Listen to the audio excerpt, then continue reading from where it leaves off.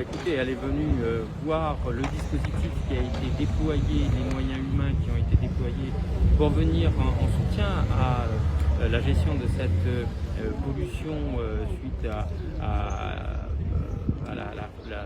l'accident de ce bateau qui a échoué au large de Maurice, proche des côtes de Maurice. Et donc il a été important aussi de lui montrer la réactivité des services de la DMSOI. Et donc il était important aussi pour moi de lui rappeler, au-delà de cet accident, combien ces fonctions doivent prendre en compte la question écologique à La Réunion, sur un territoire insulaire, parce que malheureusement Maurice nous montre qu'on est dépendant aussi de ce qui se passe autour de nous, c'est-à-dire la mer.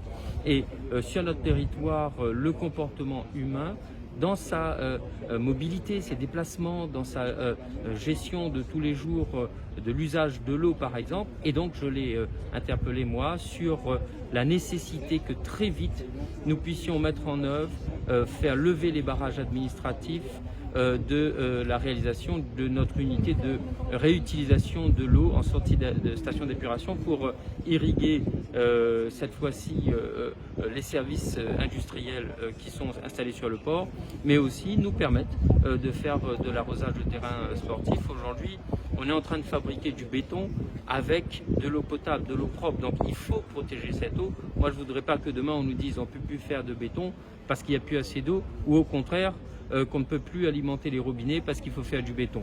Donc il faut que cette question-là soit traitée rapidement, et c'est maintenant la possession.